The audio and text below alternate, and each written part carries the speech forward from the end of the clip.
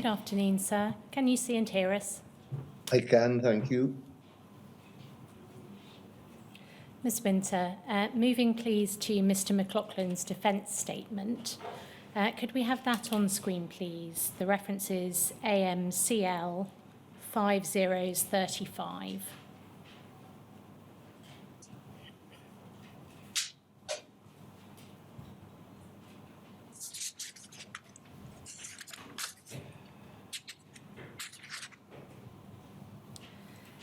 The first page here is a covering letter from Mr McLaughlin's solicitors dated the 19th of April 2004. And going to page 3 of this document, please, we have the defence statement itself. We see if we can go back to that first page, please, we see the background set out. Scrolling down slowly, please. And then the section on admissions denials. And at the bottom of the first page, we have this. It is understood that the post office business was deemed no longer financially viable by February 2002. It is also understood that significant and unexplained losses were still surfacing in the business after July 2001, when the defendant ceased having any direct role in it. So Mr McLaughlin was placing unexplained losses in his defence statement, wasn't he, by this paragraph?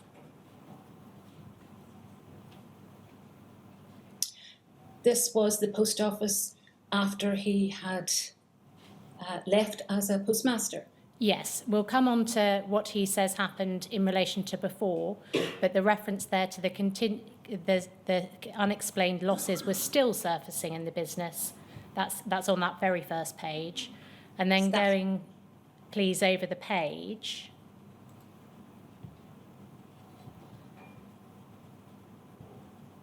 The defendant's case is set out, so the defendant accepts that he amended and altered certain documents as detailed in his interviews. The full extent of the defendant's case is set out in his interviews, the particulars of which can be referred to. However, the defendant denies that he amended and altered the said documents dishonestly or that he was motivated by dishonesty. He further denies that he was acting, whether as alleged or at all, with a view to gain by himself or another. Specifically, the defendant denies that he intended to cause loss to another or that such loss was caused to another. The defendant would say that his only intention was to balance the accounts in the business and that his actions were actuated by no improper motive. The defendant denies that he caused a loss to the post office to the value of £10,288.47. He would say that the charges in the indictment do not reflect this value, and this figure has been arrived at by taking all of the input errors for the given period and attributing them to the defendant. The defendant would say that a large number of these identified transactions have not been carried out by him. Further, these transaction errors may have been rectified at a later stage. The defendant would say that the conduct alleged by the Crown, the totality of which is not accepted in any event, does not make out the 15 charges of false accounting. Going down, please.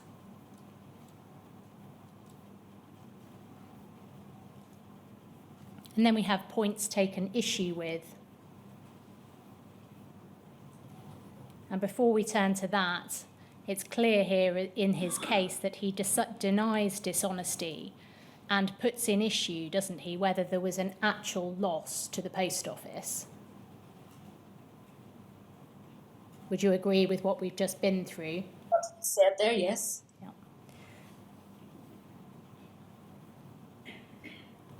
And then we have points taken issue with, and the penultimate paragraph on that page, the defendant would take issue with any Crown evidence that would tend to suggest, imply or infer that his intention was not to balance the accounts in the business and or that his actions were actuated by an improper motive. The defendant only accepts such alteration or amendment of the documentation as is disclosed in his interviews, and only to the manner and extent that this is detailed in his interviews. Going over the page, please. The defendant takes issue with any assertion that he caused a loss to the post office to that value as particularised above. The defendant would say that he had experienced difficulties in balancing the accounts from the time that he took over the franchise. He believes that this may have been largely the fault of the accounting system and/or equipment that he was obliged to use.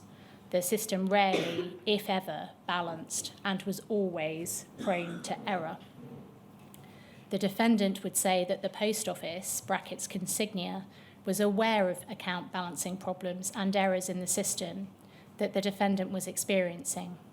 The post office sent in people to try to help the defendant with the problems that he was experiencing, but the problems were never remedied and the source of the problems was never discovered.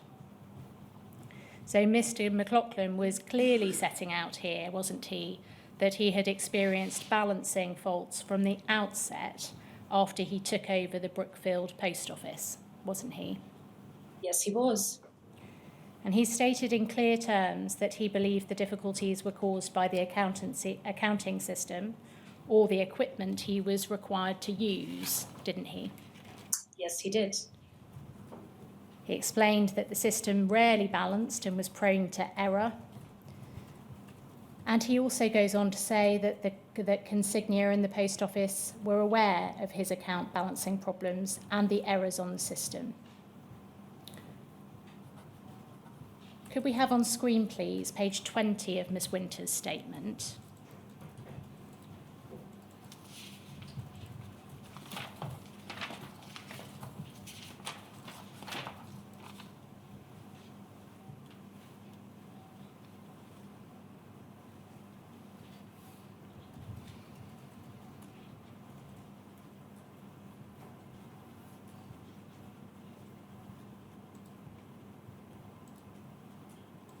Page 20, the top of that page, please. This is a continuation of paragraph 34 from the page before. And you say, one line down, I do recall sometimes when SPMs would cite Horizon as the issue, but cannot recall the offices or the issues. I do not recall any of these being prosecuted with me as the investigating officer. Having looked through both the interview and the defence statement in Mr. McLaughlin's case, do you accept that your recollection set out here is wrong? You were the lead investigator in Mr. McLaughlin's case. He cited Horizon as the issue and he was prosecuted. No, I don't believe it was wrong. In what respect do you say it is not wrong? You're saying here that there were cases where SPMs would cite Horizon as the issue. I think, were you asking me that Mr. McLaughlin was citing this as a Horizon issue? Is that right? I'm asking you whether you think this recollection in your statement is correct still, having been through the defence statement in Mr. McLaughlin's case. His Yes. defence was Horizon issues. You were the lead investigator in his case and he was prosecuted. So it would appear that this is wrong, this recollection in your statement here. Is that right? No, because Mr. McLaughlin's case, I would not have cited it as a Horizon case, and neither did the police believe that or the crime prosecution. Okay, Mr. McLaughlin cited that, though, didn't he, in his defence statement in terms that we've just looked at? Yes, Mr. McLaughlin has cited it. Okay. Could we have back on screen, please, Mr. McLaughlin's defence statement, which is AMCL 5035.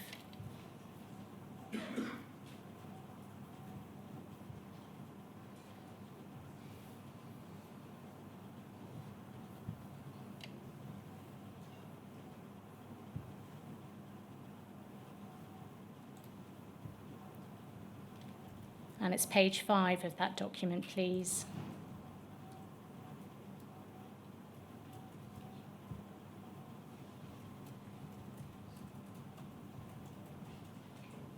Scrolling down, please.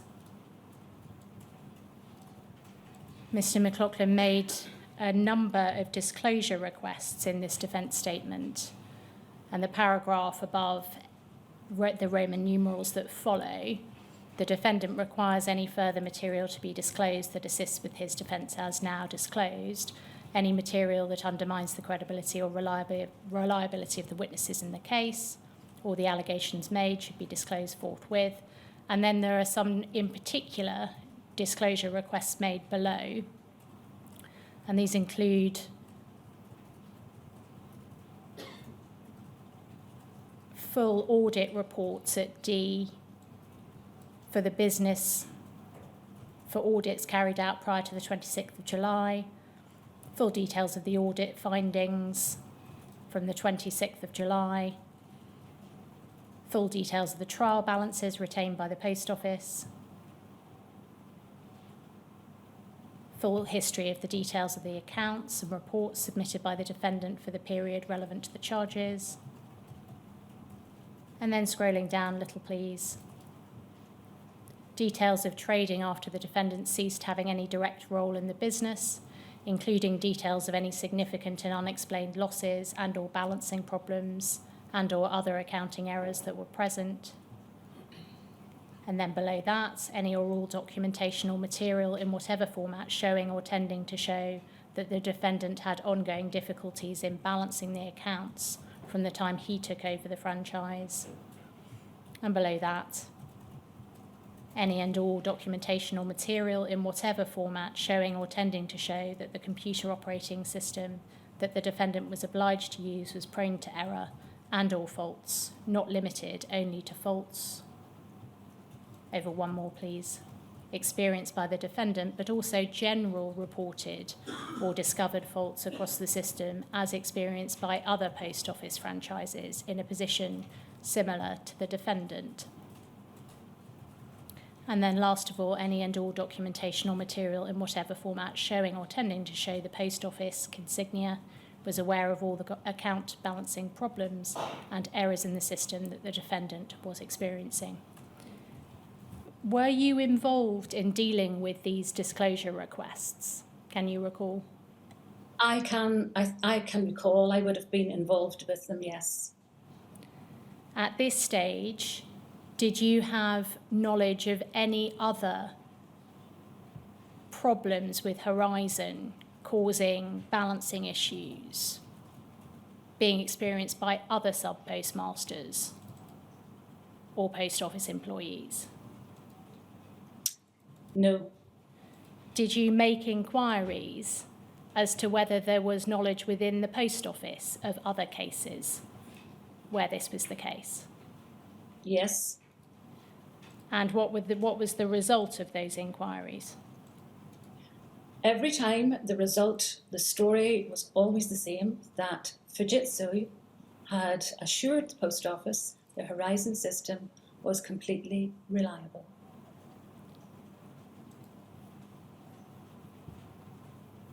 And in relation to that last item requested, again, did you make inquiries in this regard for documentation or material showing or tending to show that the post office consignia was aware of all of the account balancing problems and errors in the system that the defendant was experiencing? That information would have been requested through the casework team and for them to provide that information to me. I cannot recall if it came through, but certainly any requests would have been put forward to the casework team. If I was unable to get the information in Northern Ireland, it would go to them to see if they could get me the information. It would also be discussed.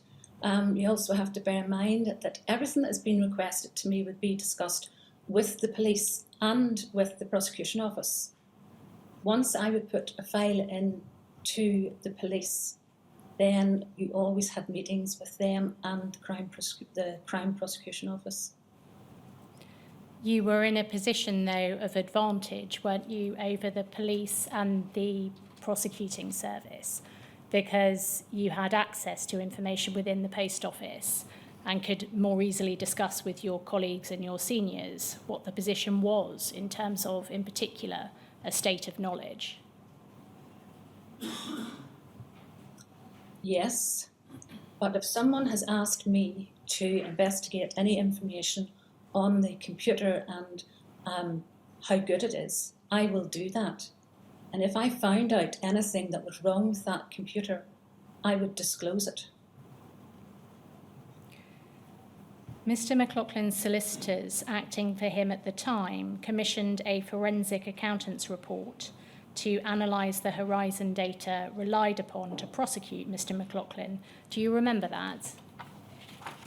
I vaguely recall meeting with them, I think, yes. We'll come on to meeting with them. Just in terms of the report, first of all, the report is dated December 2004. Can we have that on screen, please? It's AMCL 5031.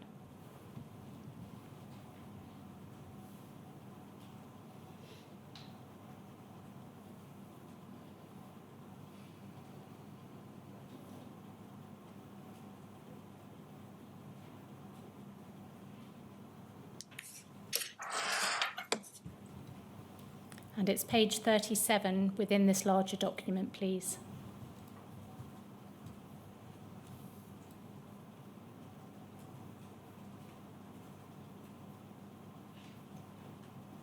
Scrolling down a little, please. This is the front page of the report. We see it's dated the 21st of December 2004. Have you had a chance before today to look through this report? It was one of the documents provided to you for the purposes of doing your statement. Yes, I have. Going please to paragraphs 4.4 to 4.6 of this report, which is page 47.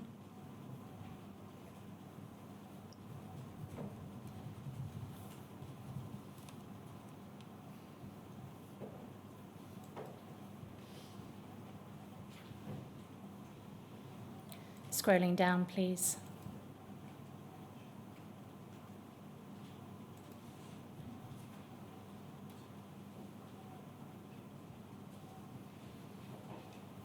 So down to 4.4, please.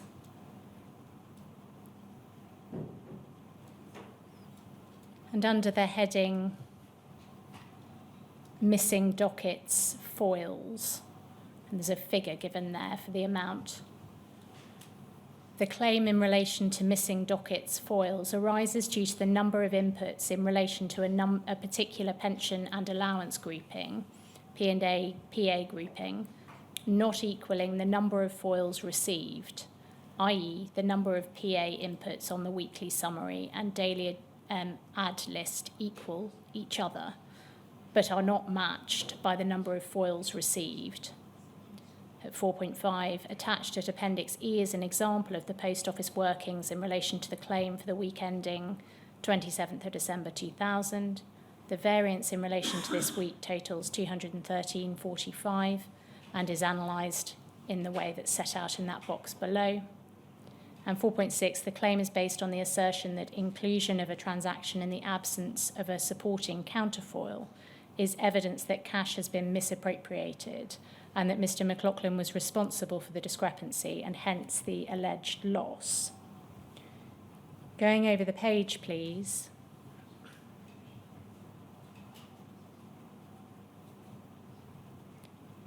And it's a blank page, I think, that one, if we can go over again.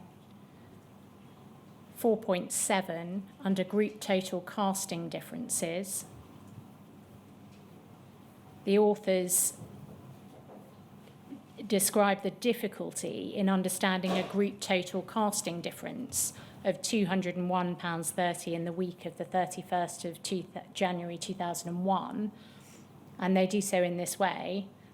The above loss in relation to group total casting difference can be broken down as in the box. Attached at Appendix F for the Post Office workings in relation to the claim for the week ending the 31st of January 2001, the workings show that although 0 units have been claimed in the volume column, an amount of 226.30 has registered in the value column. At present, we do not have an explanation or know of a reason as to why this did and could have occurred. It is extremely unusual that the computer system should allow such an entry to occur. The claim as set out at Appendix F is not supported by any detailed ad lists or other documentation on which would give any indication of how this discrepancy has arisen. The transaction log for this particular period is not available.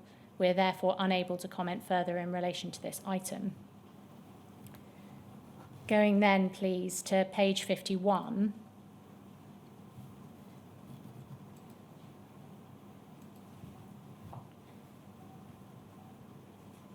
At 5.4 and 5.5, under a heading of negative balances, the authors of this report point out a negative balance for which Mr. McLaughlin would have no incentive, and they suggest the entry may be due to ongoing inaccuracies in the computer system, and they do so in this way.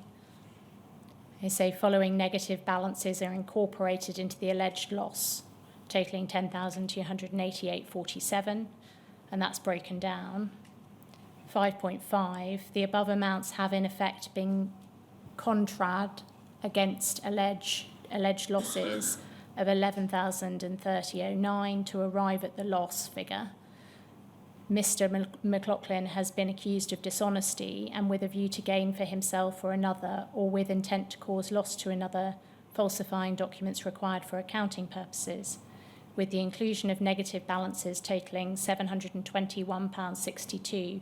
Mr. McLaughlin is in effect being accused in part of the opposite, i.e. dishonestly and with a view to loss for himself or another, or with intent to cause gain to another, falsifying a document required for an accounting purpose. They conclude on this point in paragraph 5.6. The logic of such an assertion would appear flawed. The existence of such amounts would be more likely to arise as a result of 1. Poor bookkeeping and controls, 2. Ongoing inaccuracies in the computerized system, or 3. A combination of these factors. Going please then to paragraph 5.10 of this report. Over the page, please. Under the heading of incomplete information, we have this. The Horizon system is operated by Fujitsu, and all transactions recorded by each post office is backed up and held. After a period of 18 months, the transactions are deleted from the Fujitsu system. The post office did not in their investigations choose to ask for the transaction logs to be provided or retained for the period covering the investigation. The elapse of time is now such that the logs cannot be obtained. Pausing there, you say in your statement, Ms. Winter, at paragraph 54, that you do not believe Horizon data was available at this time to view. Why do you think, at the point of interview, Horizon data would not have been available to view? At the time of interview, I am not sure if it was available, and as I said, I don't know, but we didn't think it was a Horizon case. And the reason was that during interview, Mr. McLaughlin did state at the start, 2 years previously, he had ups and downs of the balancing. Ms. Winter, can I stop you there just to take you back to the question? Yes. The question relates to why it is that you thought that data might not be available to view, as opposed to whether you thought you needed to ask for it. Is it right that you didn't ask for it? No, I would have asked for it. I'm sorry, you said a moment ago that you didn't think this was a Horizon case, but you're saying you would have asked for it. I can't recall, but I do know that if we thought that Horizon information would assist the case, we would have asked for it. There is the possibility with this system, with this case, that the Horizon information may not have been requested. Okay, looking at the conclusion in this report, the Post Office did not in their investigations choose to ask for the transaction logs to be provided or retained for the period covering the investigation. And if we can just have on screen, please, your paragraph 54. I don't know if it's possible to have that alongside this document. It's page 26.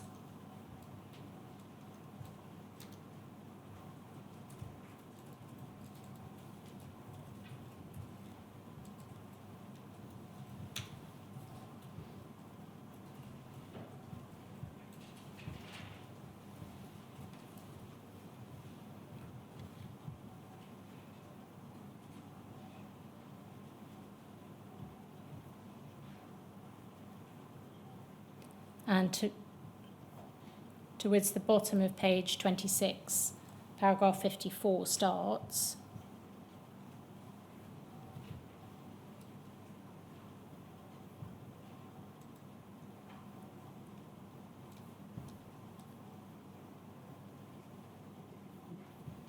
That's page 26.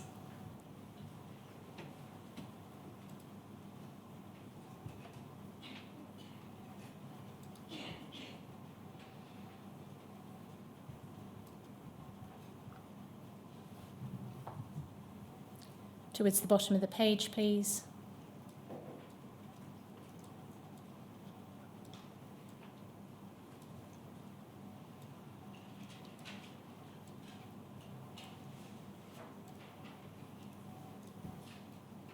That's the start of 54. Going over to the top, please, of the next page.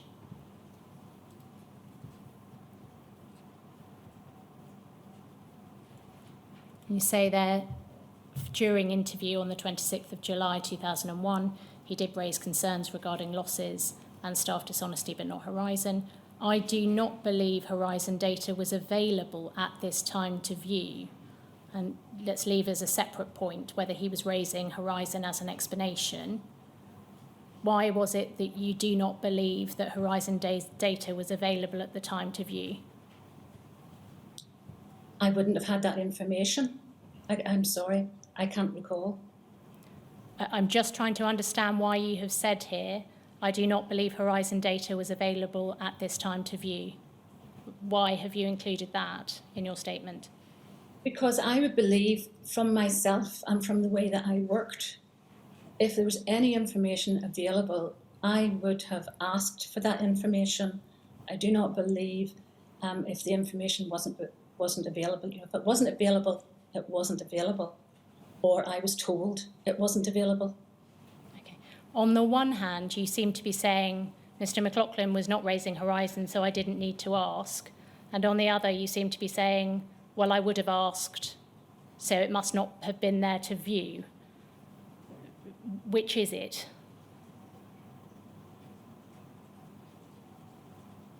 Well, he didn't raise concerns. I can't recall, I'm sorry. Okay.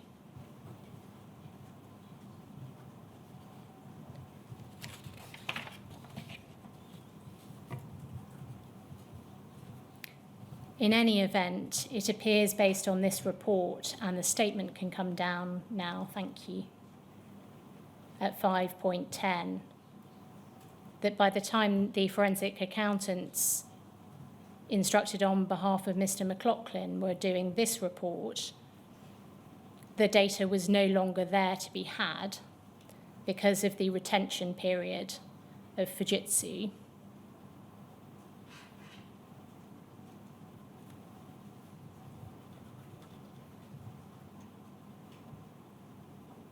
And if we could go to page 59 of this document, please.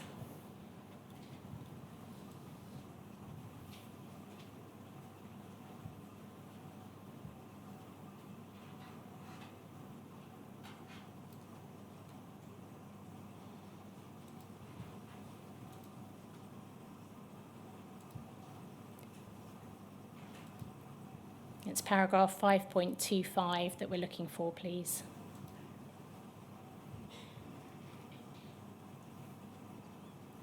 This paragraph addresses the continuation of discrepancies after Mr. McLaughlin had left the branch, and the authors say this: the data provided in relation to the support centre calls, see paragraph 2.1, 5.21 above, and the cash differences after Mr. McLaughlin's departure would indicate that there were continuing difficulties experienced regarding the reconciliation of cash balances at Brookfield Post Office. Did you ever consider, when you were investigating Mr. McLaughlin's case, investigating whether any problems being experienced by Mr. McLaughlin continued after he stopped working in the branch in July 2001? Yes. And did you do that? I would have spoken with the retail line manager, who would have been responsible for the office. And what would you have asked that retail line manager? I would have asked how the person was getting on, because I knew that the person that had gone in had been working in the office and had had previous post office experience.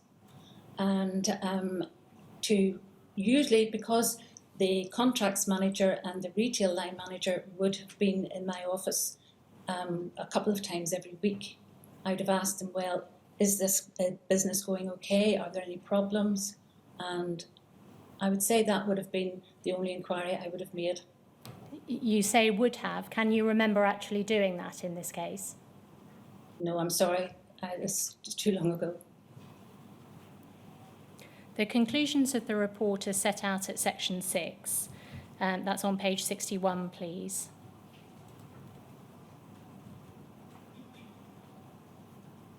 And the conclusions of the report are these.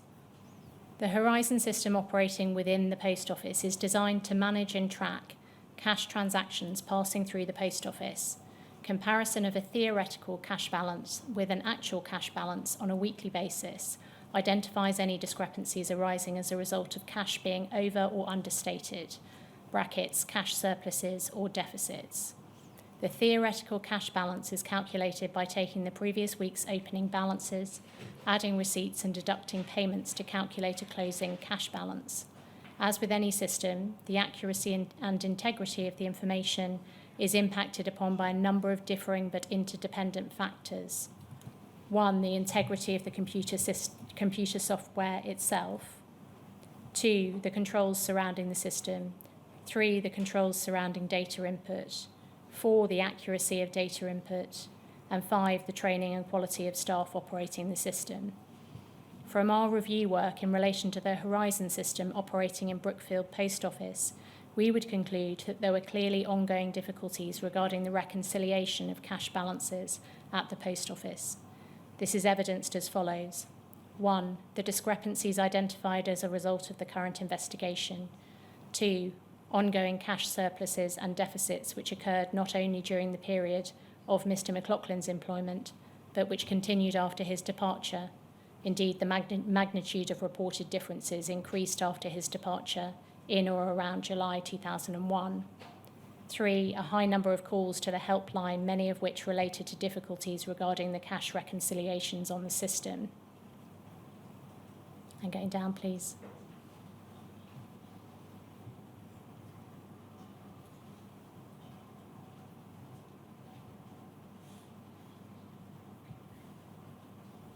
Sorry, if we could scroll up a little, please. We've just lost 4.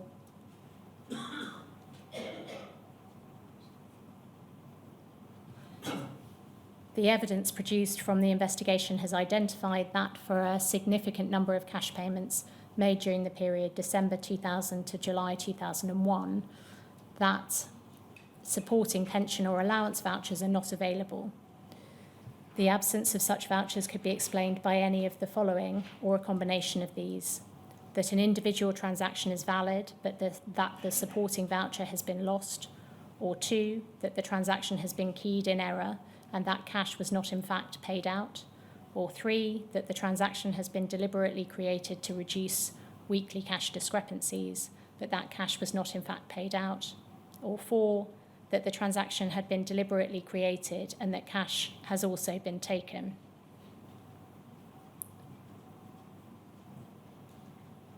And if we can just scroll down to the end of the report.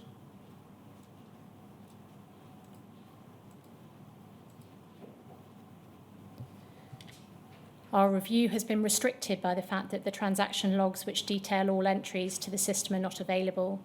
These logs record transactions but also record user IDs, which show who has keyed each entry.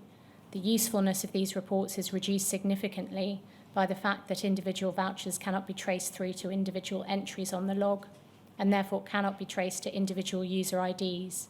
However, we cannot comment further on whether a review of the full available logs may have assisted our investigation in identifying recurring patterns in relation to the entries identified. The charges brought against Mr. McLaughlin are stated in the following terms: that you dishonestly, with a view to you, for yourself or another, or with the intent to cause loss to another, falsified a document required for an accounting purpose. The inference, therefore, is that the transactions which are not supported by vouchers have been deliberately created by Mr. McLaughlin to cover up cash taken by him or another person. Our review has identified the following weaknesses in supporting this assertion.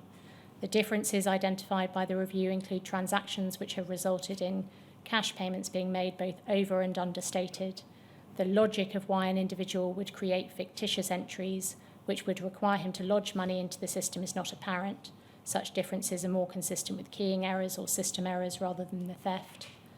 2, for the entries identified and included in the claim, there is no direct evidence to trace these entries to Mr. McLaughlin, although clearly the sub-postmaster, he had ultimate responsibility for the operations of the system. 3, furthermore, based on the restricted logs available for a number of the transactions claimed in the loss, it would appear that Mr. McLaughlin made none of the relevant entries for the relevant days. 4, differences continued and indeed increased after Mr. McLaughlin's departure from the post office. This would suggest that issues surrounding the cash discrepancies were not directly related to his involvement, at least fully so.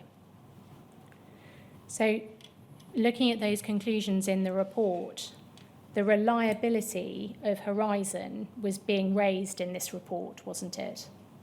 It was. Do you recall, you mentioned a meeting, do you recall having a meeting with Mr. McLaughlin, his then solicitors, and the forensic accountants who authored this report, as well as senior post office management representatives, in around January 2005? No. What meeting do you recall? I recall meeting with a forensic expert. I think it may have been this company, along with one of our auditors and trainers, and it was the Horizon system was shown to him and explained, but that's the only meeting I recall.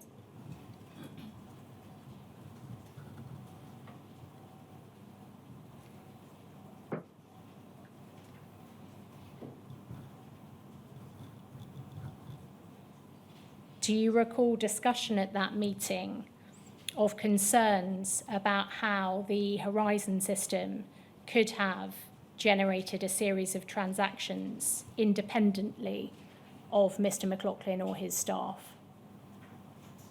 No, I don't recall. I don't recall this meeting that you've mentioned. But in the context of meeting with the forensic accountants themselves, do you recall discussion of how the system could have led to the conclusions that they've reached? Whenever I met this person, the person from the company, he hadn't produced this report. This was whenever he was investigating. This report had not come out. What was the prosecuting service's view of this report, insofar as they discussed that with you? Fully, it had to be disclosed. What impact did this report have on the assessment of the case by you, first of all? Sorry, could you just repeat that? What impact did this report have on the assessment of the case, first of all, by you? Did it impact upon your assessment of the case at all?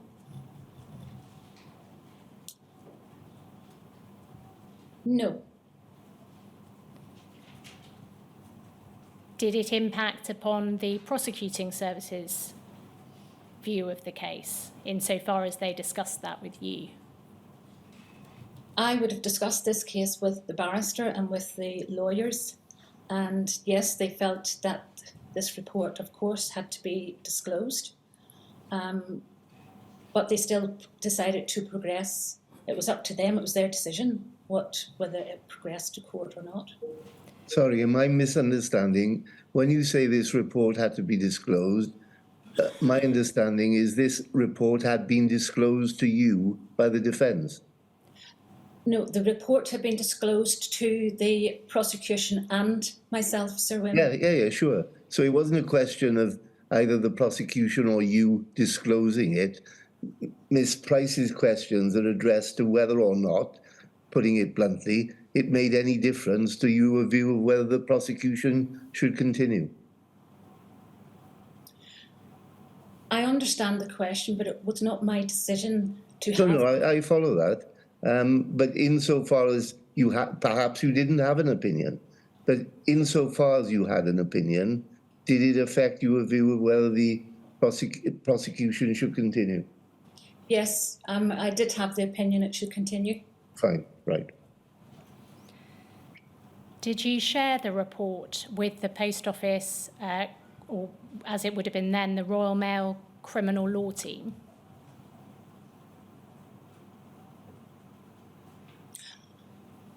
I'm not sure because this was not a criminal law team case.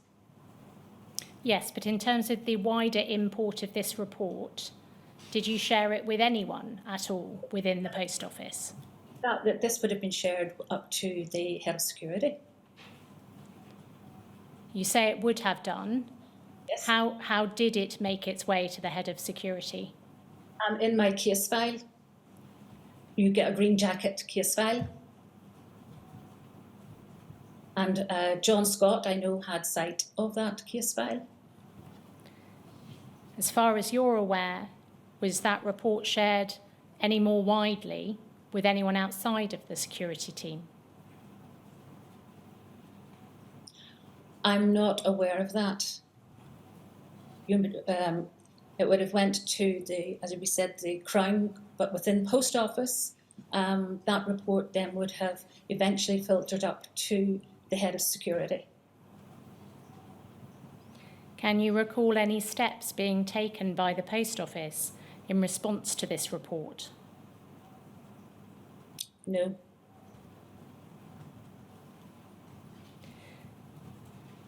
That document can come down now, thank you. Turning, please, to your involvement in the criminal investigation and prosecution of Maureen McKelvey. Maureen McKelvey was prosecuted for theft, contrary to Section 1 of the Theft Act, Northern Ireland, 1969. The sum of the theft was said to relate that the theft was said to relate to was £4,623 and 48 pence. The theft was said to have occurred between the 1st of September 2001 and the 21st of August 2002. Mrs. McKelvey was tried and found not guilty by a majority verdict delivered on the 16th of September 2004. Nonetheless, she lost her business and was made bankrupt. I'd like to start, please, with the interview of Maureen McKelvey, which you conducted with Mr. Thorpe as second interviewing officer on the 4th of April 2002. Could we have that on screen, please? It's PNI 701, and it's page 50 of that document.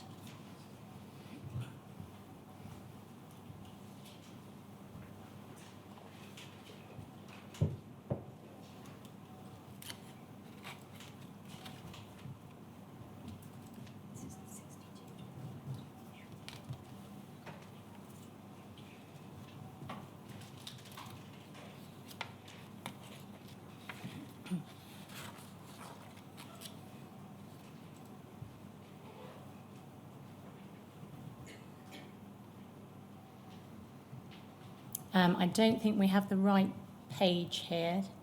Page 50.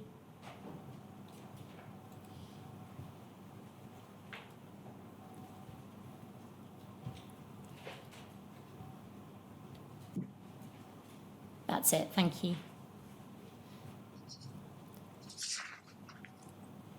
So we can see here the date, the 4th of April 2002. You and Mr. Thorpe are listed as the interviewing officers. Although Mr. Thorpe appears first here, you seem to be listed first in the continued record of tape-recorded interview. And I think it's right, isn't it, that you were in fact the lead investigator in this case, notwithstanding the order of the names on this. Yes, that's right. Going please to page 52.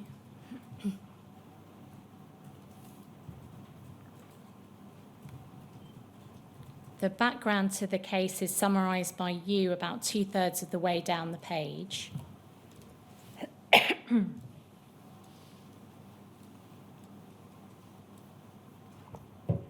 And you say, and my friend Mr. Thorpe and Mr. Kenny, the auditor, we arrived at the office this morning about 8:30 and introduced ourselves to you. And I stated to you that I'd asked for a special audit to be conducted this morning at the Clambogan Post Office because of accounting irregularities reported from Chesterfield. We went into the post office and you opened up. You produced all the cash and stock to the auditor, and an audit was conducted by Mr. Kenny, and you were present during the audit. You were also advised of your legal rights and that we'd be interviewing you on tape recorder once the audit had been conducted. I also explained to you that the office would be closed and would remain closed until our inquiries had been completed. You were also advised you could have legal representation or phone someone from the Federation.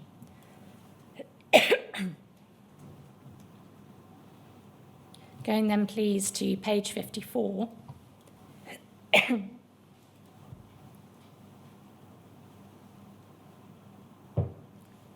The third question on this page is from you.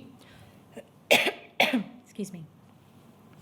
So if you can just talk me, and if you can come towards the end of the week and you're doing your cash account. And the answer is that's Wednesday, yeah. And you say, how do you go about preparing everything for your cash account? Maureen McKelvey says on the Wednesday, you say yes. And then Maureen McKelvey gives an account and says, well, usually we try to. We're supposed to close at 12:30, but we don't really get closed because in the country community people keep coming. You're trying to do your audit now. Gary Grugan was in with me on one of the days when I was trying to do my audit, and he realised, that people do still keep coming and expect you to serve them or take stuff off them while you're doing it. And you do that because it's expected of you, and that's the way it's been. And you try to audit and do everything. Put everything out to go through it at different stages on the computer and bring it all to a balance. Now, it doesn't always balance first time, as we all know. You might have to go through the stuff again and check it all and redo. And some of it, but that's normal procedure. And you try to balance as close to it as you can. Also, we have an account with Camp Hill Community, which they buy a lot of stamps. They post a lot of parcels to foreign countries. And we put money down on their account for them for the stuff they get.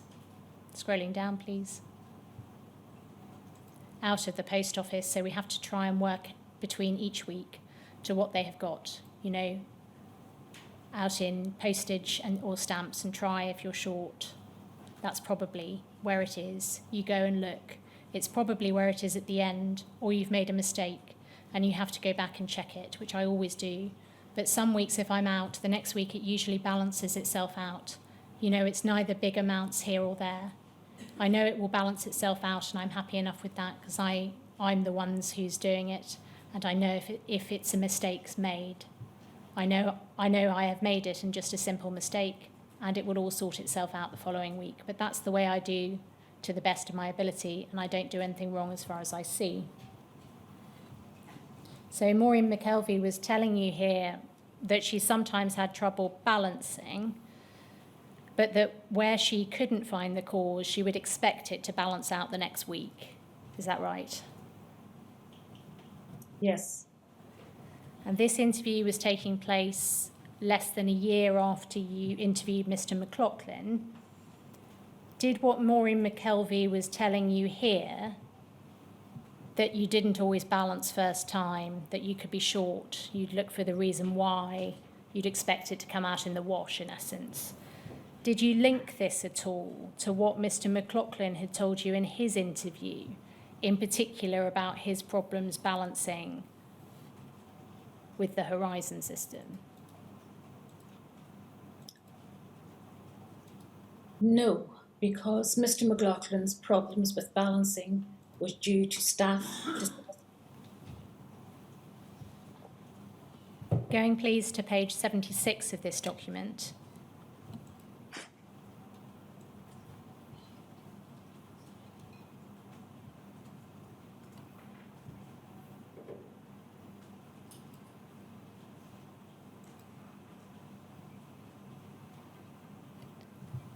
This is the second section of the record of tape recorded interview following a short break after the first part of the interview. And about a third of the way down the page,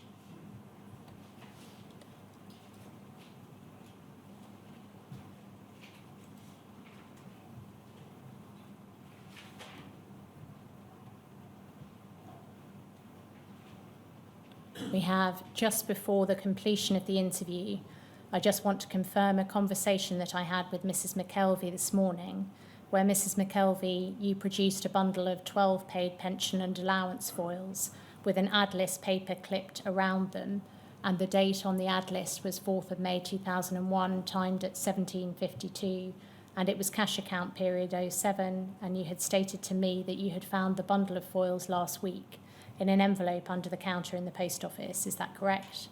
Maureen McKelvey says yes. You say you also stated to me you had intended to contact the post office to advise how you were going to get rid of the bundles of foils, and because of the Easter period as yet you hadn't contacted anyone. Is that right? And she says yes, and goes on to talk about that. And then about 2/3 of the way down the page, we have from Mr. Thorpe, FT, we can have with us, paper rustling, the foils to be checked to date. Would you like to examine these foils again? That's with the tape recorder off whilst you do that. If you would like to examine them in any way, and Maureen McKelvey says no. Mr. Thorpe, to see if there's anything on there that you can suggest there has been a problem. Maureen McKelvey, are these foils wrong, you're saying? These the ones from? And you say, from this schedule. Maureen McKelvey says, no, that's okay, no, they're okay. And scrolling down, Mr. Thorpe says, week 48 there, just you know. Maureen McKelvey, if it's there, like, I can't, you're saying it's on the paper, that's it.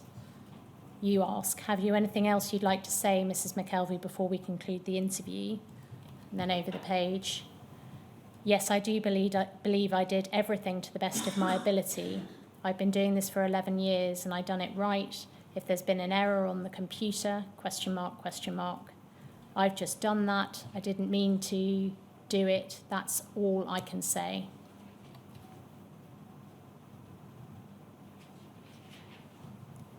So Mrs. McKelvey had been saying that she was content she wouldn't find an issue with the paper copies of the documents themselves. That's right, isn't it? Towards the end of the bottom of the last page. Is that your understanding of what she was saying? Yes. But here, this reference to error on the computer, given what Maureen McKelvey had told you towards the start of the interview about sometimes having trouble balancing, not being able to balance first time, did this give you any pause? Again, particularly since this was not the first sub-postmaster who had raised the general point about having trouble balancing on the Horizon system.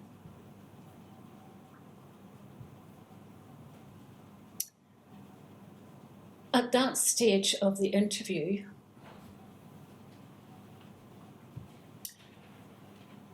from what I recall from the papers I've received, the documents I've received, Mrs. McKelvey had been saying that she'd had no bother balancing, and that if she had any problems, she would have contacted John McKenny.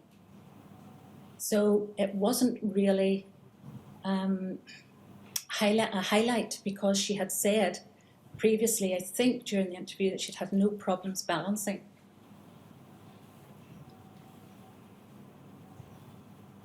And as we had always been told, the Fujitsu system was reliable. Does it follow that after the interview you didn't discuss the relevance or otherwise of either the difficulties of balancing in general or this reference to the error on the computer with any colleagues or seniors to see if anyone else was struggling? It was always discussed. The Horizon computer system would have been discussed between other members of my team, whenever I'm saying the North team, even with auditors, with trainers, we would have discussed the Horizon system. And I remember I challenged the Horizon system on a number of occasions where the sub-postmaster had said to me that everything was okay. I had done the investigation of all the items that I would investigate, and I could see no problem. And I would have asked, what about the Fujitsu system? Especially on one occasion, whenever I had problems myself with my own computer. And someone was able to go in remotely and fix my computer. And this was the first time I'd ever seen something like this happening. And I raised the question, I remember clearly raising the question with casework. Can Horizon be accessed remotely? Because I could not find out what was wrong in an office. And they said no.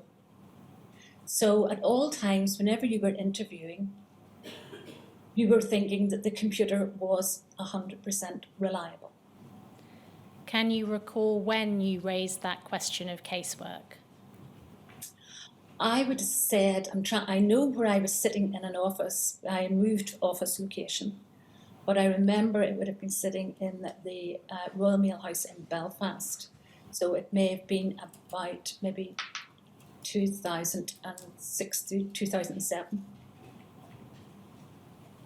I was surprised that this could be done, and I immediately thought about Horizon and could this be remotely accessed, and said no.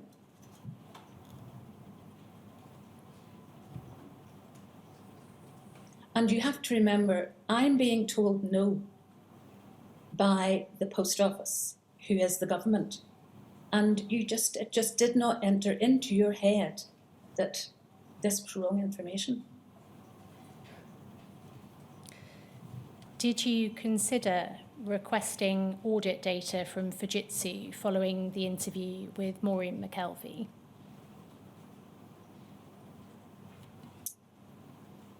I do not recall. When was that? 2002?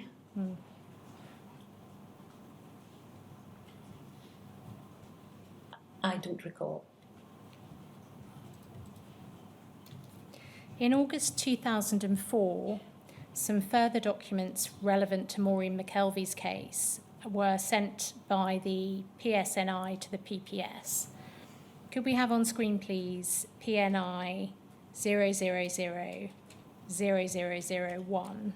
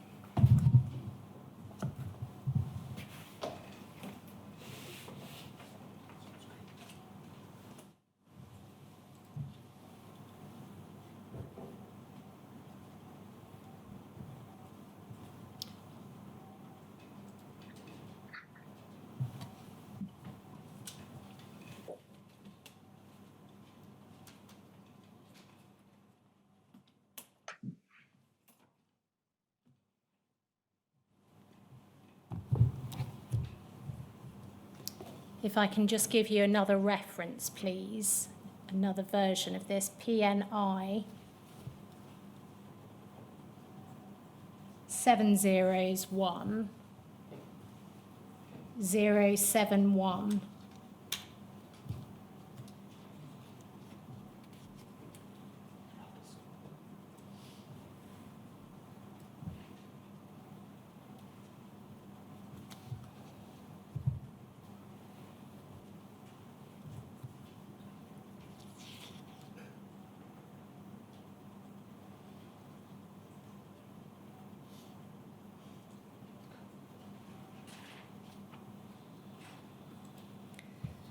This is a covering letter to the documentation I just referred to, the further documents provided in August 2004.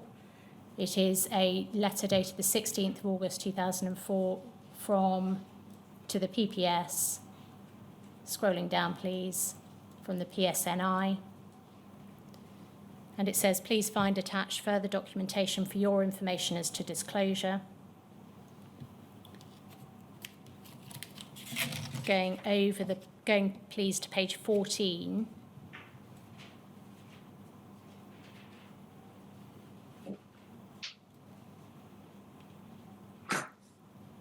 There is here a handwritten letter from Maureen McKelvey, which says this: Dear Sir, Madam, the icon for return of loose coins were gone off the screen when I went to return them. 10/10/01. I had to balance or take loss of £120. Scrolling down, please. And then in something, help desk told me to write to yourselves, claim back £120. Yours sincerely, Maureen McKelvey. So Mrs. McKelvey appears to have been reporting here an error which caused a balancing issue, doesn't she? Yes. And we have then on page 19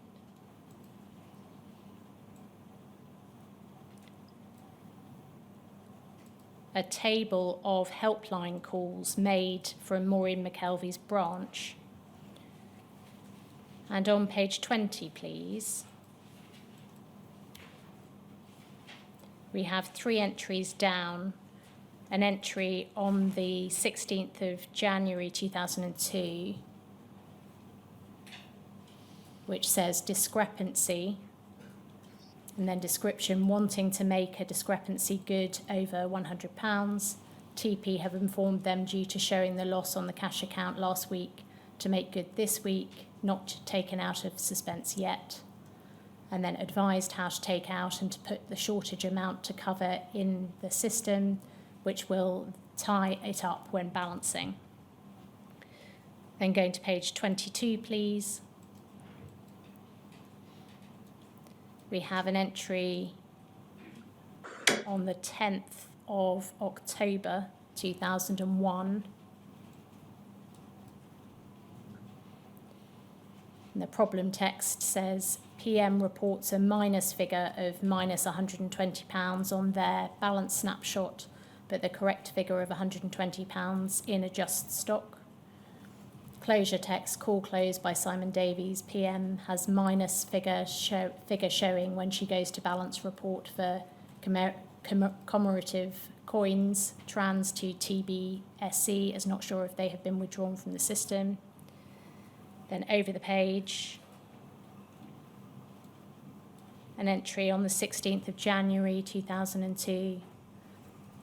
PM has discrepancy of over £100, which she wants to make good. And that's transferred to NBSC, which may well be linked to the call we were looking at before.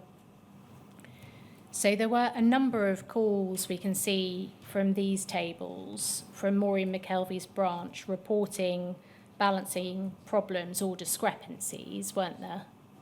Yes, discrepancies, yes. Given when this documentation was being provided, so August 2004, Can we take it that this documentation was not obtained by you in your initial investigation, but later for the trial?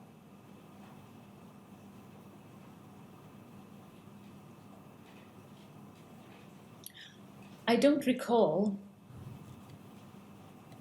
Well, you told us before that you would give everything that you obtained in your investigation, in effect, to PNSI and then onward to PPS. So presumably, had you obtained helpline call logs like these, or documents relating to reports or complaints relating to discrepancies, they would have appeared in your original file, and that would have gone earlier, not in 2004, to the police and the prosecuting service. Is that right? That's right. That is right. But I just cannot. You've asked me to recall, did I send that? I can't actually recall it, but I would like to think I did.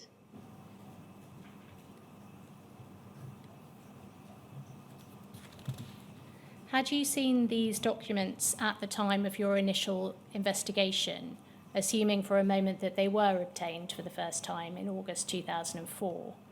Would that have altered your view of the case at all, that there had been reports of discrepancies?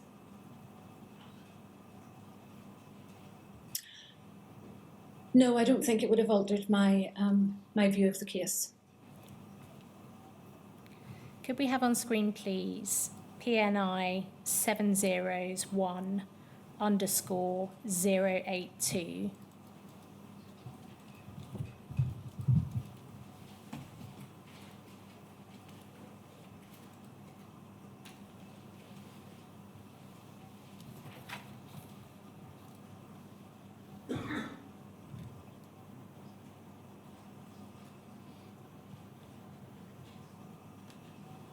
While that's being done, Miss Price, we normally finish at about now on a Friday. What's your plan, so to speak?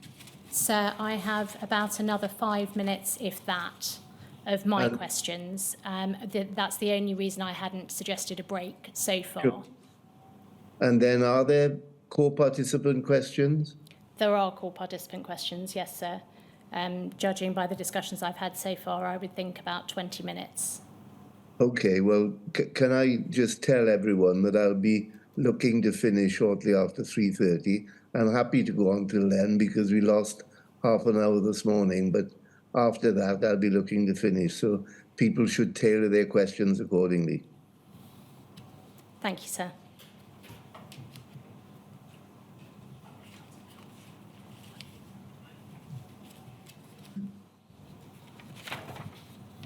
We can see this is a covering letter to your report produced to the PSNI and ultimately the PPS. In Maureen McKelvey's case, it's dated January 2004, so scrolling down. This file refers to a theft from the post office, and that's the covering letter from the police. Scrolling up to the top, please. To the legal registrar. And then going to page 4, please, we have the actual report.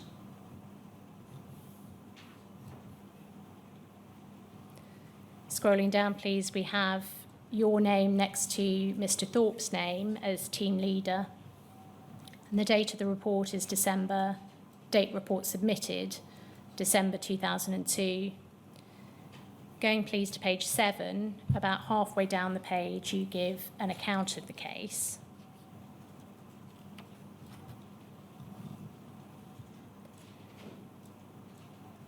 And starting the paid order unit, I'm just going to let you cast an eye down that rather than reading it all out for time reasons.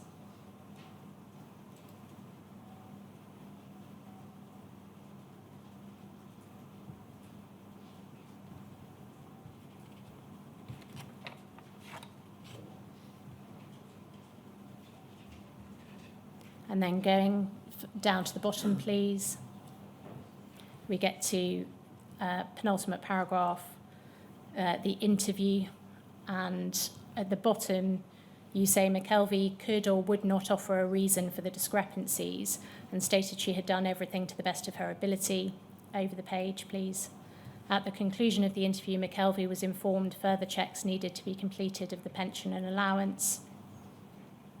McKelvey and Atherton were invited to observe the checking of the outstanding pensions and allowance pouches.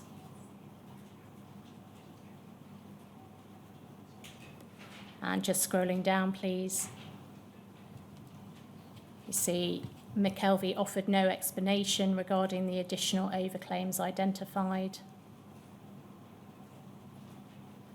McKelvey has made no admissions of guilt in this matter and states she has done everything to the best of her ability. The discrepancies summarised on the pension schedule indicate it is due to deliberate action and not error, and McKelvey is the only person with the appropriate access and opportunity. Maureen McKelvey has rendered herself liable to prosecution, and in view of the availability of evidence to support such actions, these papers are forwarded for authorisation to prosecute. You do not mention here, do you, the references to balancing issues and the reference to computer error in the interview? Can you help with why not?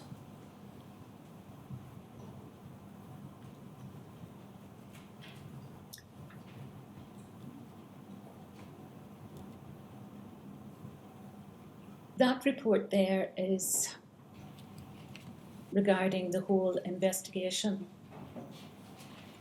And if you listen to the whole tape transcript, the computer was not, I'm trying to think what way you would say this, that the computer did not seem to be at fault, because what was actually happening was a person putting the information into the computer. You reached a conclusion that Maureen McKelvey had rendered herself liable to prosecution. Were you applying any particular test in reaching that conclusion? The test was that the whole investigation was based around foils being counted by a person, and that person entering the information into the system. It wasn't that the system was doing something, it was a human being that was doing something. At paragraph 70 of your statement, you say in essence that Mrs. McKelvey's case relied heavily on paper vouchers, foils and cash requests and deliveries rather than on horizon discrepancies. But it's right, isn't it, that the defence raised horizon integrity issues at trial? Do you remember that? No, perhaps could you remind me? Well, let's start with a letter from Mrs. McKelvey's solicitor dated the 22nd of July 2004. This is a letter seeking secondary disclosure. And that's PNI 701_073.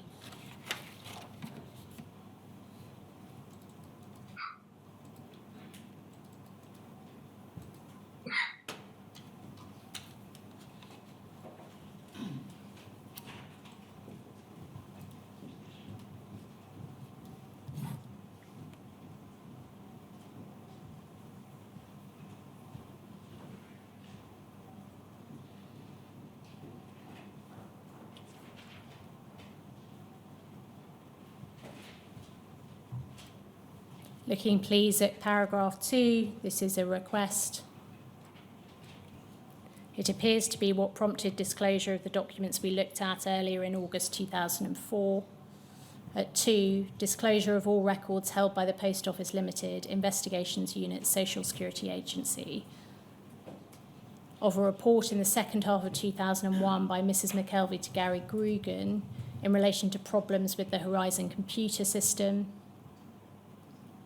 So they're seeking that. And then at paragraph 3, disclosure of all records relating to the reporting of problems encountered at Clannabogan Post Office following the suspension of Mrs. McKelvey in relation to the Horizon computer system. So disclosure was being sought, in essence, in relation to problems with the Horizon system. So do you recall that being a part of Mrs McKelvey's case? No, I'm sorry, I don't recall that. Okay.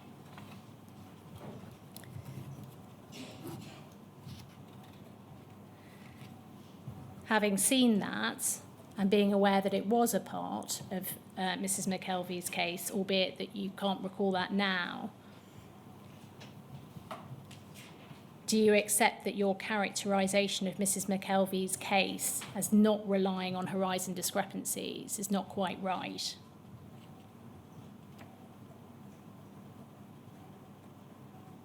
No, because it wasn't Horizon discrepancies. The case of Mrs. I think we're going round in circles now, really. Yes, sir.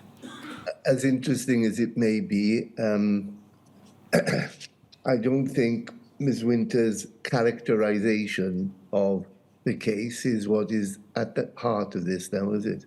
It's that was the last of my topics for Ms Winter. So I will hand over to call participants given the time. Thank you. And Mr Maloney is first, sir. Thank you very much. Ms Winter, I have just two topics for you. The first is this. Did PSNI rely on post office employees, such as you, for assistance as to the operation of accounting procedures in post office branches? Yes, And so you were one of the people who provided that type of assistance to PSNI? I would have provided that assistance plus my team leader. Yeah. That's the first topic. The second topic is this. You first said at about 10:45 this morning that we were told that the system was 100% reliable. And you explained that you were told at the training college, and that was reinforced by senior managers, and you've repeated that a number of times today. Yes? Yes, Just looking at Mr. McLaughlin's case, whatever you may say about the interview, and I don't propose to debate the merits or otherwise of your analysis of that interview, you had received a defence statement which put Horizon reliability front and centre. It said that documents were altered to deal with discrepancies without any dishonesty. And this was said in that defence statement at a time when nobody could say there was an Horizon bandwagon in existence. Would you agree with that? yes, And you had a report from the forensic accountants McClure Walters that showed that there were negative entries in the accounts for which Mr. McLaughlin would have no incentive. He would in effect have been defrauding himself. Yes? yes, And the authors suggested that the entries might be due to ongoing inaccuracies in the computer system. There were also discrepancies that continued after Mr. McLaughlin had left the Brookfield branch, and Mr. McLaughlin could not have carried out all the transactions. I just want to ask you about that report. Did that report from the forensic accountants not cause you to question whether the system was 100% reliable? it did ask me to question myself, Yeah. but I also questioned some of that report. Of course. Well, did you ever, when you questioned Horizon in that way, the 100% reliability, did you seek assistance as to the significance of those findings before the prosecution continued? And when I say significance, from Fujitsu or from technical experts that Post Office could contact? Yes, from Fujitsu. You requested permission, assistance from Fujitsu, did you? It would have been a statement would have been requested from Fujitsu, because I do remember at the time that I requested a statement, I was told by casework that they didn't think a statement existed from Fujitsu, and it would take a while to get that statement. Did you get a statement, Ms. Swinters? Because from what I can recall from that, I remember discussing this report with the Director of Public Prosecutions, and it was him that said we would need to have a statement because of this defence. from Mr McLaughlin. We would need a statement from Fujitsu. And did you get one? Yes. You saying you got a statement from Fujitsu? If the DBP had asked for a statement, it would have to be produced. Now, you said your file was sent to post office. Yes? Yes, And you said Mr. Scott would have had it. Yes, because I do remember at the time of what was Second Sight, which was, well, Second Sight, all my files, past files, were all asked to go to John Scott personally. Right. So it's at that time you think Mr. Scott would have had it. Not at the time of Mr. McLaughlin. I'm saying that later on all our files went to Mr. Scott. At the time of Second Sight. And one But of the head them of would- security in 2005 was Mr. Marsh. Yes? Yes. Did Mr. Marsh get it? No, I can only remember sending all the files to John Scott personally. They had to go to him personally. Right. So at the time of Mr. McLaughlin's proceedings, did you send this report to post office, security, senior levels? That report would have went into casework, and it would have went into my file, and then your files are examined, and I suppose I would assume that casework would have passed that on. Did you flag the report as raising interesting issues when you sent it? Yes. You did? I flagged the report with my line manager at the time. I mean, it was the statement coming through, yes. Who was your line manager at the time, Miss Winter?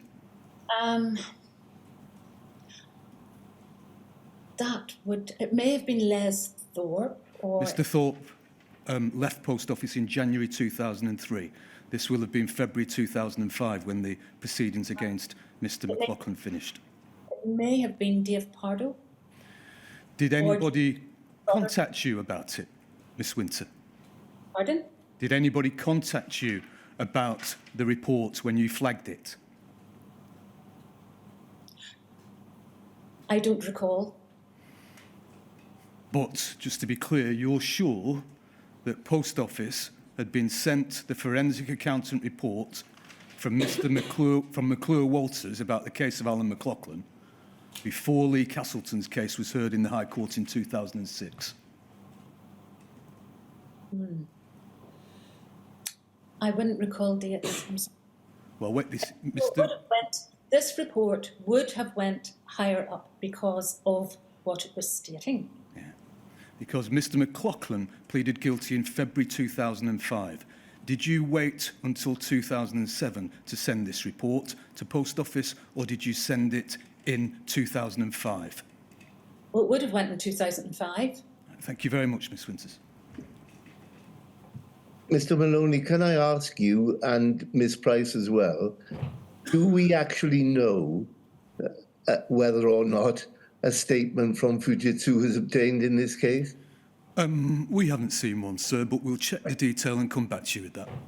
So I haven't seen one either, if that helps. Well, I'd rather assume that, but I don't think it should be a secret, so to speak, what's going on. No, thank All you. right. Thank you. Sir, Mr. good Jacobs, afternoon. yes? It's me next, sir.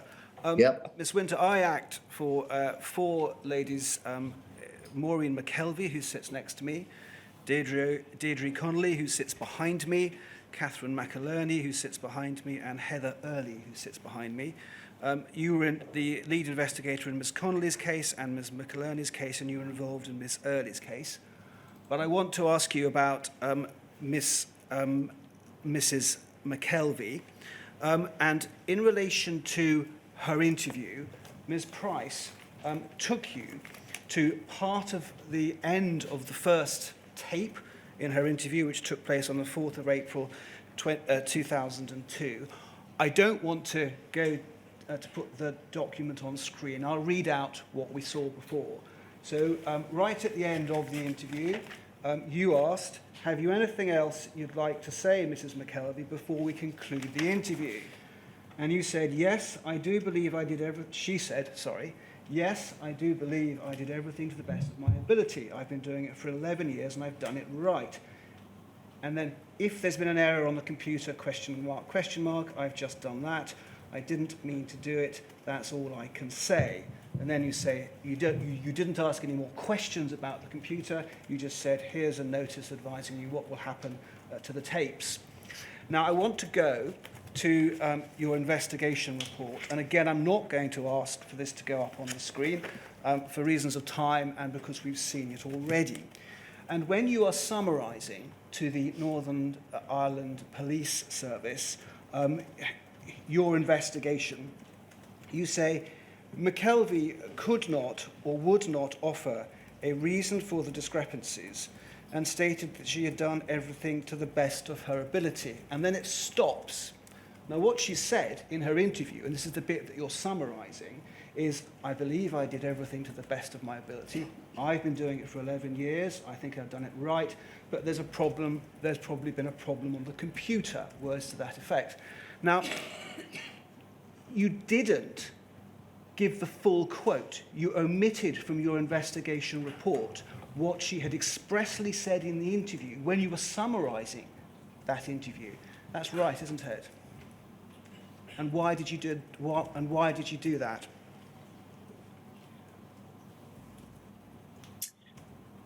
This was a summary of my report, the way that I had been directed by the police, because the police advised me how to do that report and that everything then would be produced, the tape transcript, statements for everyone to read rather than taking a summary of my report. All right. So in your summary of the report, you deliberately, because you say the police told you to do this, left out what Mrs. McKelvey told you about the computer. Is that what you're saying? No, that's not what I'm saying. Could we go, please, to Mrs. McKelvey's witness statement? And this is in relation to what happened at her trial. So it's WITN 037 00100. And if we could go, please, to paragraphs 37 to 44. And that's at page 6 of the document. So this is Mrs. McKelvey's account of her trial. And she says, in 2006, my case came to trial at Dungannon Court in Northern Ireland. I had to attend court for a full week. I was still on a lot of medication at this point because my health wasn't good. My experience in the court was dreadful. I had to sit and listen to all of the evidence of the post office against me. It was clear in their eyes I was not worthy of the post office. And then, significantly, she says, the way that the post office tried my case was by asking me to pick out a number of days at random that, according to them, I balanced wrong, and so owed the post office money. Over to paragraph 40, please. They went through all the evidence and marked up everything they thought I'd done wrong. However, it just so happened that one of the days I picked out was actually a balance that I didn't do, but I was still short. I was able to prove I hadn't carried out the balance on that particular day because my son had an accident and I had to take him to the hospital. So a man named Gary Grugan, pausing there, he was the area manager in Omagh, wasn't he? Yes. Who was employed by the post office and was the manager of the Omagh post office, did the balancing in the office that day. My solicitor pointed this out to the court, and we were able to prove that Gary had carried out the balance because he did it in a red pen and used a completely different method to me, but it still came out short. So effectively, one of the incidents of theft, of stealing, that Mrs. McKelvey was accused of had actually been carried out by the area manager while she wasn't in the branch. That's the long and the short of it. And then at 43, it was at this point that the judge and jury realised that the post office, what the post office was trying to do.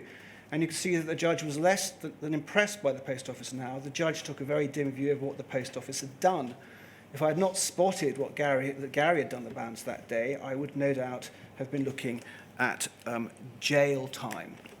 Now, to be fair to you, this was something that you spotted in the interview. Do you recall that? No, I don't recall. Can we go, please, very quickly to that interview? PNI then it's 7 zeros, and then 1, underscore 062. And it's page 86 of 304 on the PDF. It's probably one of the longest documents we've had to look at, but page 86.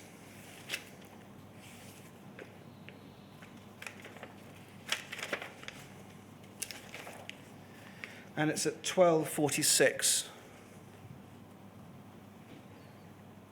Just waiting for it to come on the screen. And I'll try and get through this quickly because it's a simple point. I just want to show you that you raised it.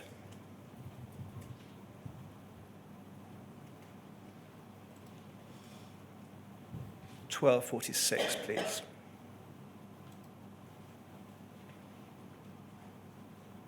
Great. So you say why I'm asking. I'm showing you copies of the updated pension schedule dated the 21st of May. And then you go on to say, my interest, why anybody had covered for you, is if we go to the final page of the summary, and then you talk about week 32, halfway down the page.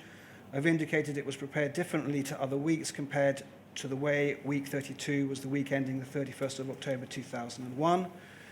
And then you go on to say it just seems strange, and Ms. McKelvey says prepared differently from other weeks, red tick on the list. You asked her if anything came to mind, and it was Halloween. And then over the page, please. You say, just before 15:51, that there was a little red tick on that schedule which indicated someone else different had done the pensions because that's not the way they were normally presented. And then over the page, please, again, at 17:17, Maureen McKelvey says, would that have been the week that we had the errors and I got Gary out? And she goes on to say, that seems like Gary or someone has checked all the bundles or something. That was a week so hard to remember. So we can take that off the screen now. So what we've got here is we've got you raising that week 32 had been done differently to all the other weeks where there were discrepancies. Can you see that you raised that? Yes, that's right. And now could we go back to the investigation report, which is at PN1, 7 zeros again, 1, and then underscore 082, and it's page 8 in the PDF.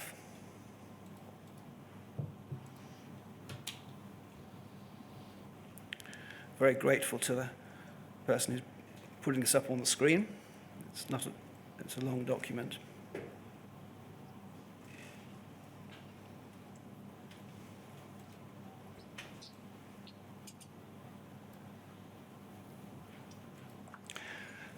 Great. So if we go to the end of that document, please, and scrolling down. Okay. So we can see here the discrepancies summarized on the pension schedule indicate that it's due to deliberate action and not error, and McKelvey is the only person with the appropriate access and opportunity. And then you go and say Maureen McKelvey has rendered herself liable to prosecution. Now, my question for you is, can you see that you are misrepresenting the fact that it was thought that someone else had done one of the discrepancies? Why didn't this go in the investigation report, Ms. Winter? Because this was a summary. So it's the same answer. You didn't think this was something, even though we now know that's the basis of the acquittal, you didn't think this was something that should go in your investigation report to inform the police service whether to charge my client? I would like to ask, was that the basis of the acquittal? Well, I think nobody knows that with respect to you all. That's what's being put to me, that it was. Well, yes, and well, my client's evidence is that that was the basis. Well, I don't want to get into an argument, of course. Excuse me, can I just ask, was this a jury trial? Yes. Well, I think that's enough to answer the questions, Jacob.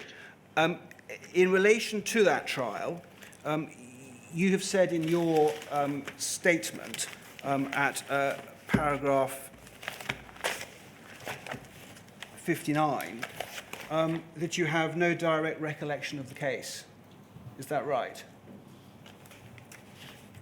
Direct recollection of the investigation or the court case? You say, do not have any direct recollection of this case, and therefore I can only rely on what is contained in the documents provided to me with the request. That's right. I've read all the documents that have been sent to me. Now, my client finds that difficult to believe, and I'll tell you why, and I'm going to ask you a series of questions. Do you recall that you attended every day of that 4-day trial in September 2004? I recall going to court. Do you recall And that you gave... all my witnesses, and I believe it was Charlie Mackay was the barrister. Do you recall that you gave evidence as a prosecution witness? I recall giving evidence. I don't recall what evidence, but I do recall giving evidence. Do you recall that after the judge returned their not guilty verdict, after the jury returned their not guilty verdict, that the trial judge, Judge McFarland, made a number of comments that were very critical of the conduct of Post Office? I don't recall. My client says that the judge said in open court, in the presence of the jury and your presence, that the Post Office case had been a sham. Does that ring any bells? No. He said the Post Office case was just as much of a sham as its rebranded new image as the nation's most trusted brand. Do you recall the judge saying that? I recall the judge saying at the beginning of the case that was this case being presented by Post Office or consignia. Do you recall the judge telling you and your team that the jury had been right to return a not guilty verdict? No. Do you recall the judge saying that the Post Office had been trying to trap Mrs. McKelvey into pleading guilty? Absolutely not. I do remember the jury was out for quite some time. Mrs. McKelvey says that the judge told her that she could leave the court with her head held high and never have to look back at the Post Office again. Do you remember that? No, I'm sorry, I don't recall. And Mrs. McKelvey says that you were visibly devastated at the outcome and you had your head in your hands while this was going on. Does that ring any bells? That would be definitely not. We've heard evidence, coming towards the end of my question, sir, we've heard evidence from Rob Wilson, who was the head of criminal law at the Post Office, that there would be a review when the Post Office lost a case. Is that something that you know about? No. There wasn't a review here, was there? I don't recall. And an acquittal in 2004, based, we say, on the Horizon system not working at the branch, would have had an impact on future cases going forward. Would you agree with that? Yes. You didn't flag up the problems that Mrs. McKelvey raised with the computer system in your investigation report. You didn't flag up the issue with Mrs. McKelvey being absent from the Post Office when one of the incidents of theft was supposed to have taken place. In your statement, you give a general apology to those who were affected by the Post Office scandal. Do you have any apology to make to Mrs. McKelvey? As I've said in my statement, I am devastated, actually, by the way that this whole has been revealed. I trusted the Post Office. It was the government. I'd worked for them all my life, practically. I just could not believe the deceitfulness. And I am so sorry for anyone who was wrongfully prosecuted because of this system. Coming to the end of my questions, you took a robust line. We've seen a document that you had a target in 2013. Was there a target in 2004? No, I don't recall. I don't recall that at all. You've said in your statement, and this is my final question to you, you've said in your statement that you feel that your work has been tarnished because those higher up in the Post Office didn't tell you what was going on. Absolutely. And you've said that you would like the inquiry to find out what went wrong and what happened. Yes, and I think it has gone on for far too long. You've named John Scott earlier on in your evidence today as someone who was saying that the Fujitsu system was robust, the Horizon system was robust in a conference. Are you able to assist the inquiry by giving the names of anybody else who ought to have told you what was going on with the Horizon system? No, and whenever I say John Scott, it's because he was head of security. Other people would have said similar. From the training school, you were told the Horizon system, but they always did emphasise Fujitsu. Fujitsu had said that the system was 100% reliable. I've been asked. Sorry. I cannot put names because that would be, I cannot recall for definite. I would know at conference with John Scott that would have been where we would have discussed, or they would have had some programme about Fujitsu. I have been asked to ask you one final question. As I said at the beginning, I have 4 clients who flew from Belfast yesterday. They're Maureen McKelvey, Deirdre Connolly, Catherine McIlerney and Heather Early. They say that collectively they've spent 64 years fighting to justice. You're involved in all of their cases. With that in mind, do you have anything that you want to say to them today? Yes, I was involved in their cases, but I would like to think I did everything to the best of my ability. Information that had not been received by the people and the executives from above. What I know now is completely different to what I knew then. Just one final question I've been asked. Are you going to say you're sorry to my clients? Of course I would say sorry to anybody who has been put through what I can only imagine a nightmare. But I did not know of any problem with the Horizon system. Can I now say something? Have you finished asking questions, Mr. Jacobs, first of all? I have, sir, and I'm sorry if I overran a bit. No, that's fine. Before you say what you'd like to say, because you can have the last word here, Ms. Winter, does anyone else want to ask questions? There are no other questions from call participants, sir. Then please, Ms. Winter, say what you want to say. I just want to say there, whenever we were talking about Mrs. McKelvey, I read through all the core statements of anyone involved in Northern Ireland, and I just wanted to point out where she had said that the person investigating had approached her twice after the investigation. I just want people to know, whenever I was involved in a criminal investigation, if a solicitor was involved, I was not able to approach anyone unless through their solicitor. So that would not have been me approaching Mrs. McKelvey after the investigation. Right. Is that it, Ms. Price? Yes, sir. Right. Well, thank you, Ms. Winter, for making yourself available to give evidence during the course of today. I'm grateful. I hope that those core participants who have travelled to London to be in person at the inquiry have found today's proceedings informative, and I wish them a good journey home. We'll reconvene again on Tuesday when we will continue investigating events in Northern Ireland. I think that's correct, is it not? That's correct, sir. Thank you all very much. Thank you.